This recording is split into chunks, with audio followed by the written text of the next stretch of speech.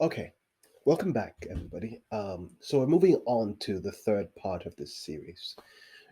We talked about the career goals, what's the difference between a job and a career, and why you should think differently about how you search for a job. We talked about your goals, one way you should look into yourself or know thyself, and therefore accomplish the goals that you want. Now, let's go through some practical examples of how to make the most of college. I'm going to look at my own particular career and share some of the parts of my career with you, and I hope that will inspire you in order to make your journey easier.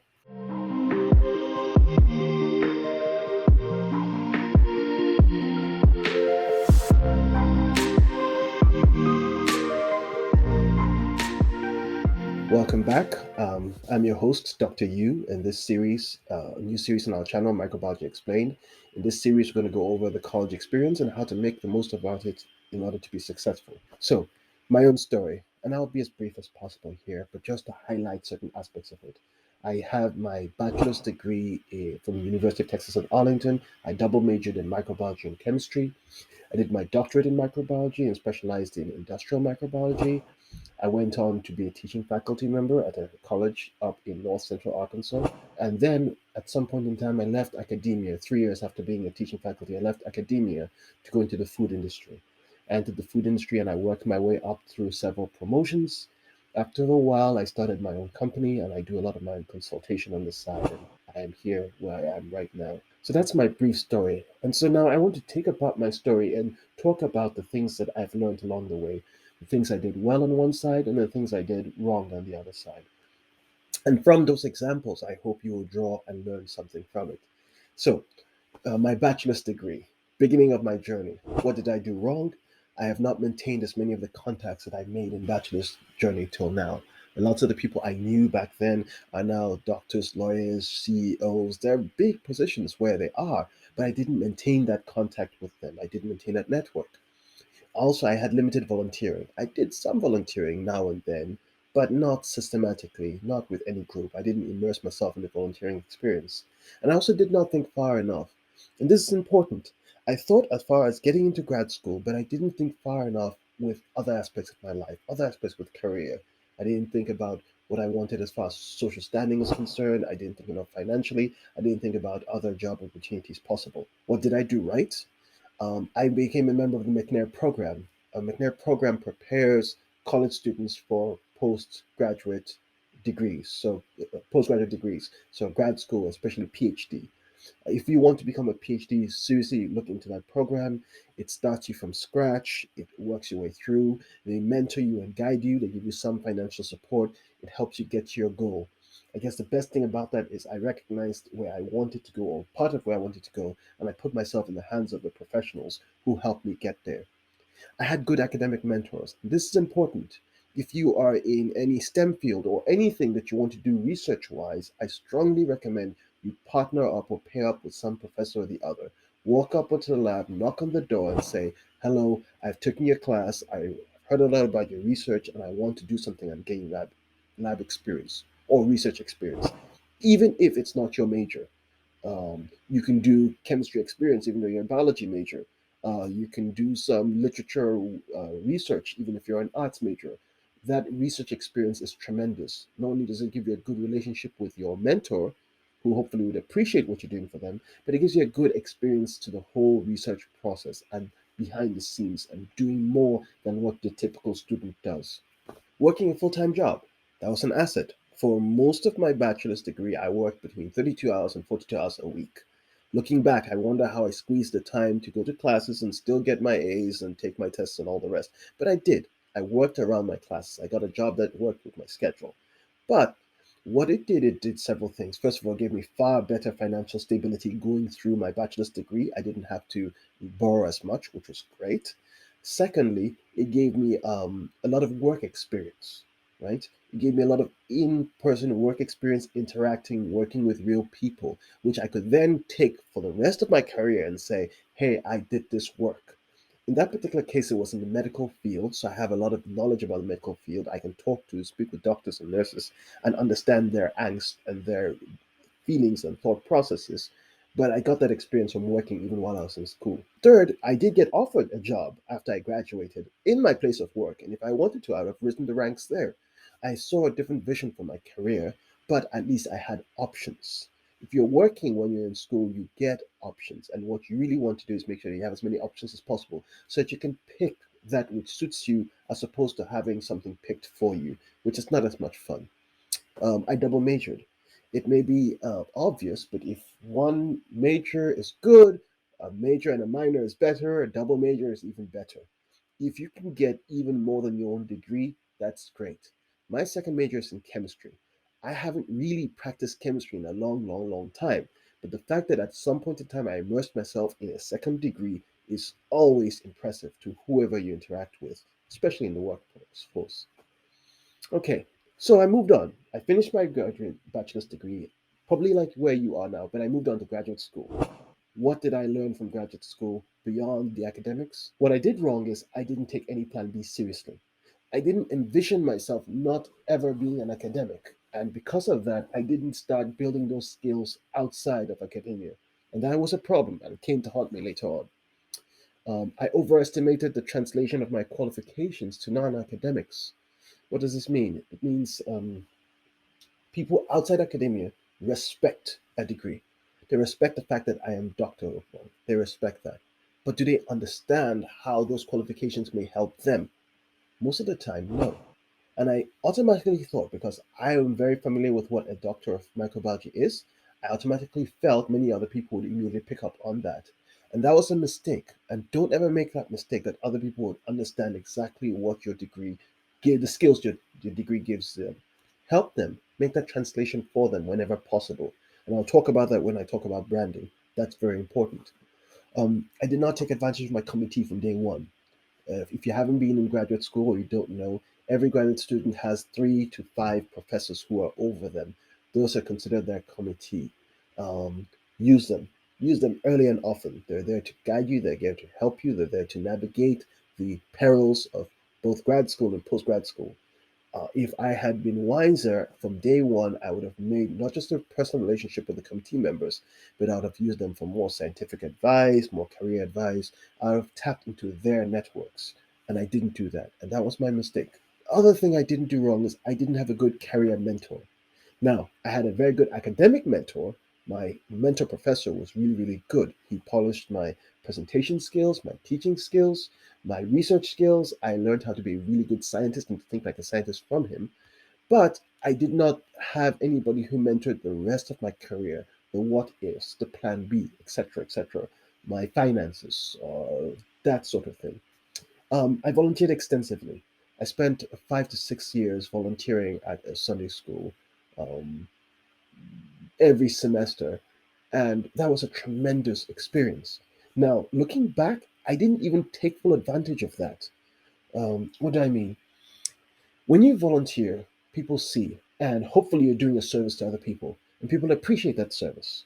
There I was teaching teaching the children of professors throughout the University of Oklahoma. I had in my network about 10, 15 different professors, all in different areas: political science, history, science, engineering, etc., etc. But at no point in time when I was graduating did I turn around and tell them, hey, I'm graduating soon. Can you help me find a job? Can you imagine that oversight on my part? They would gladly have helped me. They knew me well. I knew them well. They were my friends. But I didn't turn around and lean upon my voluntary network to the best of its abilities. Don't ever make that mistake. People would not be reluctant to help you after you've been with them and part of the community for a long time. Be brave and ask for help often. I also worked on my teaching skills. I wanted to primarily be a research scientist. I ended up being a teaching faculty member, but because I had actually sat down, taught classes, and practiced teaching, I had an extra skill. And I still have that skill, and I demonstrate that skill again and again, and I've honed that skill as time goes on. But I learned how to teach properly when I was in grad school. Um, 2 stories I want to share here, and shout out to them if they're actually listening to this conversation. One is a conversation I had with my head of department, and the other was with a colleague of mine. He was a lab mate of mine. I think he's a fantastic example of what you can do while you're in school and give yourself a leg up. His name was Blake, Dr. Stamps now. He was an undergraduate working on his biology degree, but he had a skill set. This was back in the early, mid to late 2000s. He understood computers and he understood how to get some data out of computers, a little bit of data management and computing stuff. And he was a biologist. Two different fields. How is this beneficial? When he started working in the lab, he started using computer analysis to analyze a lot of our research data and things like that. Before you knew it, after a couple of semesters, everybody in the department knew him as the computer guy, even though he's still working on his bachelor's. So not only did he understand biology, but he understood computing. And so before you know it, professors were walking up and lining up and asking him to help out in their computing problems and understand that better because didn't have that expertise. What did he do right? He developed a secondary expertise right next to his major, and he used that expertise to propel him forward in his major. Furthermore, because he was that good and known in the department, when he went into grad school, also in the department, he got invited to sit on a panel. This is the panels that do the research grants. So whenever you're asking for money from the government, there's a panel that sits down and says your research is worthy of the grant. And he sat down on the panel as junior secretary and the panel member. And a lot of senior professors are there from different universities are sitting around the panel. And as he was doing his work there, one of the topics that often came again and again was different research proposals which proposed to use computer analysis. He had an expertise in computer analysis, so he could actually evaluate to those senior, well respected professors and tell them, yes, this is possible, no, this is the implication, I'm not sure about that. And they leaned very heavily on his advice when he's a grad student. Before he graduated, he was had job offers lining up, knocking on the door, waiting for him. Why did I tell that story? I tell that story so that you can start thinking, what other skill sets do you have which would enhance your degree? What other skill sets are lacking? Do you understand statistics and can you do that sort of analysis? You will go very far. Again, in my field, biology, if you know biology and statistics, you'll be the only biologist who knows that statistic and will do the statistics properly. Do you understand presentation? What other skills can you do that will add to your experiences? Anyway, um, moving on, when I became a faculty member, what did I do right? Oh, no, what did I do wrong? I did not get certified, not certified enough food industry. Why did I say that? I was in the middle of rural Arkansas where there are lots of agriculture going on and lots of food going on. If I had bothered to stop and ask myself what the needs of those people were with respect to microbiology, I'd have got certain certificates which were very easy to get. Those certificates take just a couple of weeks and months, and then I would have been able to expand my network and be more helpful and useful, even as a faculty member. Um, I did not publish enough, right? I made the mistake of thinking that the only publications are the big publications. Didn't realize that there are lots of small publications you can do. Arkansas Academy of Sciences has a small journal. Why not publish there? Get into that habit of regularly publishing on a regular basis. Any of you who are that far in your career or in graduate school, that's something that you should think of. Also, I did not write more. And I didn't think of my value to the wider community. I didn't ask myself, how would the local high school teachers relate to my field? What can I do for them? I didn't do enough of that. What I did do right was I started adjuncting, so I expanded my network to other schools. I set up a STEM workshop. So I put together a proposal and I wrote up and I set up a STEM workshop, and that enabled me to present and do something for the community, which was really great.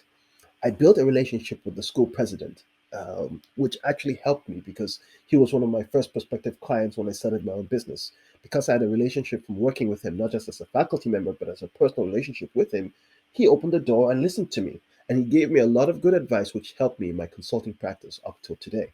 I started building my science branch, my brand, in a science format.